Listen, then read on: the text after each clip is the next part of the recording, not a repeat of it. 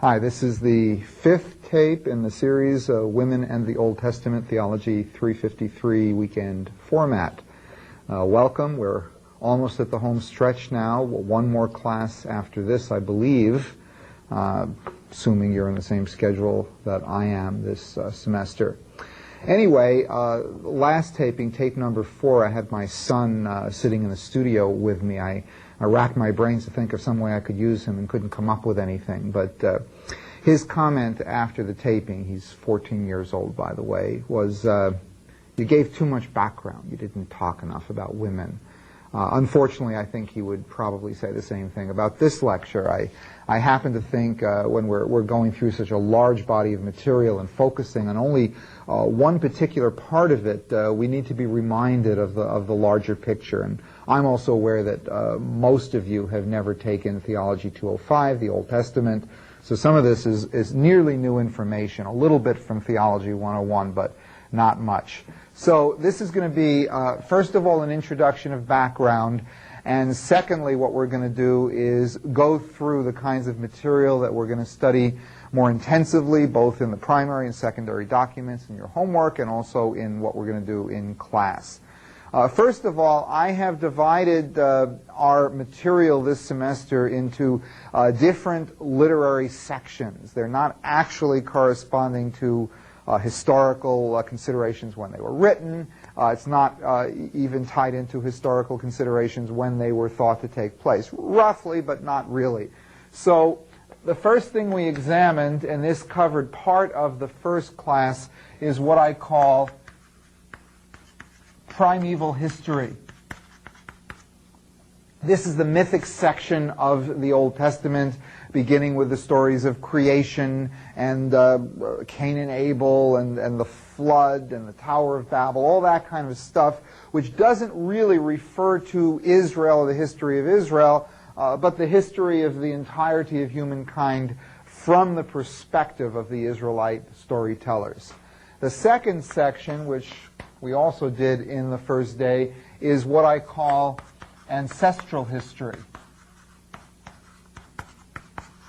Ancestral history are the stories of the matriarchs and the patriarchs who were thought of as the founders of the nation of Israel. Here we have the stories of Sarah and Abraham, and Isaac and Rebekah, and Jacob and Rachel and Leah. And these stories create a certain picture of the family relationships, the relationships between the men and the women. After that, our next section, and we're working up to the monarchy, our subject for today. After that, the next section we can call the Exodus and the Law. And this section embodies the story of the deliverance of the Israelite slaves from Egyptian slavery. I know you've all seen one of the movies, at least. And also the legal material, the material that comes from various sources, written down at various times, by which the Israelites sought to govern their society. The third section we can call the period of the settlement. And notice we are going in a roughly chronological order here. The period of the settlement, which embodies the biblical books of Joshua and Judges, is an account of how the Israelites moved into the land of promise, the land of Canaan, the land that ultimately comes to be called Israel. The next section, or the next 3 sections, which will be our focus for the class this week, have to do with, and I think I'll make some new room for myself here, it has to do with the stories that the Israelites told regarding the monarchy. And I'm going to break the Israelite monarchy into 3 different sections. The first section, and I might as well just start renumbering them here. The first section of the monarchy we can call the United Monarchy. And these are the stories of the Israelites when they united under a single king.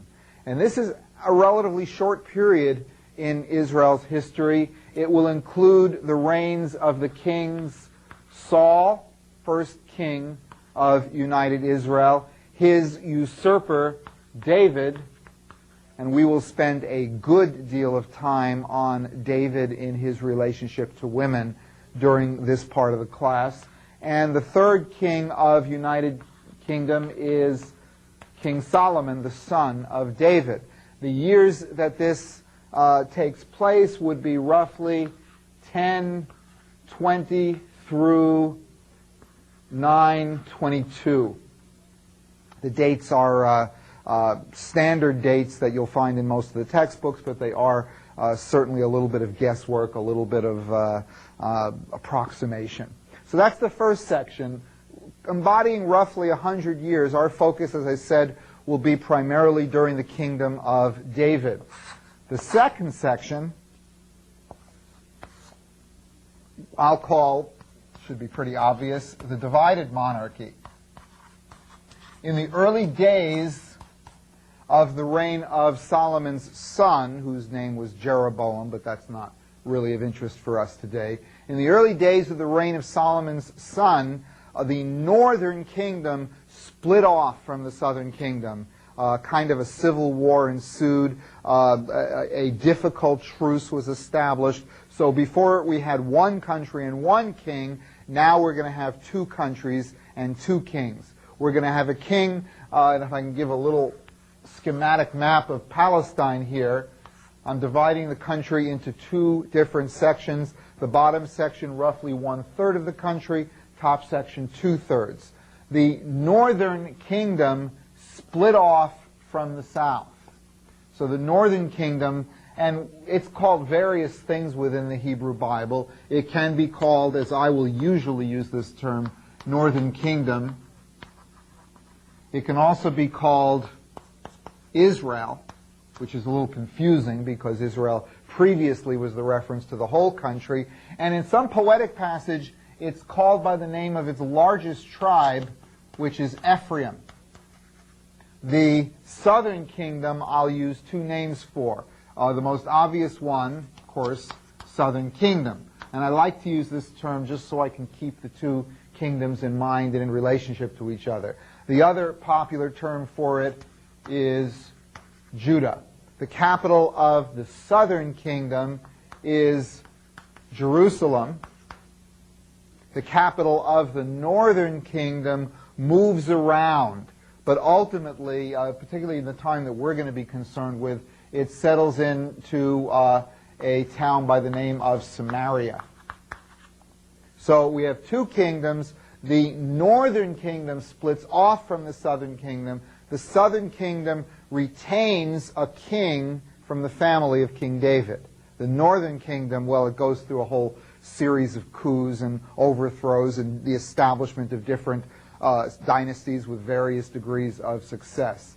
The third section, and I suppose I should give you some dates here, the dates for the second section, the divided monarchy, would be 922 through 722. And what divides this from what follows is an event that takes place in 722. In 722, the northern kingdom is completely conquered and assimilated by a northern invaders known as the Assyrians, occupying the land roughly equivalent to modern-day Iraq. So the Assyrians came in and overthrew the northern kingdom, took it captive, made it a colony, forcibly displaced all the people, resettled other people in there, and so for all intents and purposes from 722 on, there is no northern kingdom. And all we have left is Judah. So the third section is the period of, I suppose we can call it the Judean monarchy. And this section lasts from 722 through 587, and all during this time, with one brief exception, the southern kingdom, Judah, was ruled by a descendant of King David. And what happened in 587 was another Mesopotamian kingdom. Assyria was from the area that we call Mesopotamia, modern-day Iraq. Another empire from that region, Babylon, swept down and overthrew the southern kingdom, took its leading citizens, including the king and the royal family, captive, and that was the end of the monarchic period in Israel, lasting from roughly 1020 to the destruction of Jerusalem and the southern kingdom in 587. So that's the background. What we're going to be covering in class this week is the period of the Israelite monarchy. How were women treated? How did women function as symbol within this period?